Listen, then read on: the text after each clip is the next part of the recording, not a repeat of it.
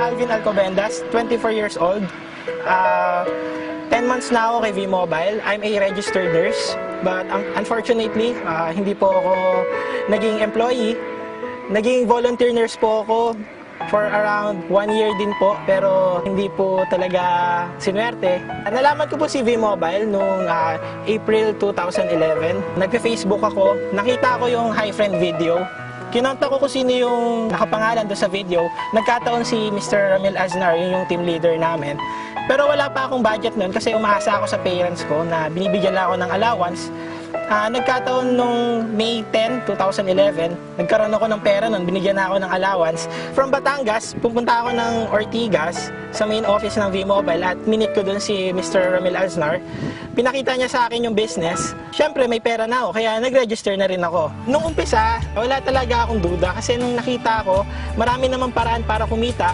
The same time, pag business, 4,000, talagang maliit na kapital.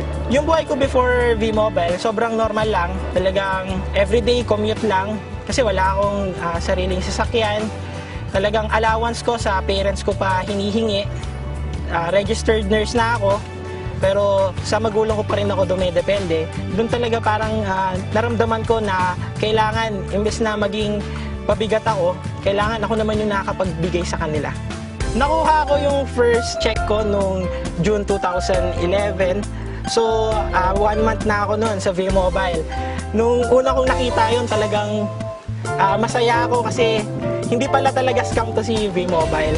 Totoo pala to kasi mismo nung pinapalitan ko yung cheque, pera talaga yung hawak ko. Kaya masaya ako nun. Ang naitulong sa akin ni V-Mobile, syempre unang-una financially. Imbes na humihingi ako sa parents ko ng pera, ngayon ako nakakapagbigay na ako sa kanila. Hindi lang yan, meron na akong savings. The same time, mga gamit, damit, nabibili ko na. Nakakakain na ako sa mga gusto kong restaurant. Dito ko nabili yung unang kong laptop. The same time, bumili rin ako ng projector kasi kailangan yun pag nagpe-present ka. Hindi lang yan, syempre itong bago kong sasakyan, isang 2012 Toyota Fortuner.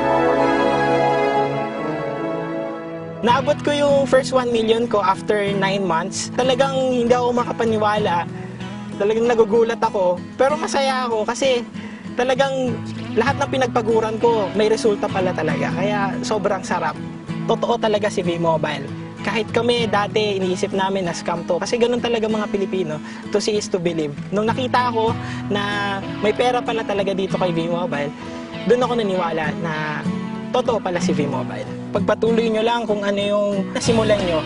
Talagang sipag at tiyaga lang ang katapat na to. Kahit na sobrang daming rejection sa akin, hindi ko pinansin, tuloy-tuloy lang.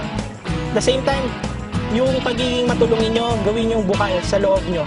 Kasi kasunod nun, habang tumutulong ka, kumikita ka na rin dito sa V-Mobile.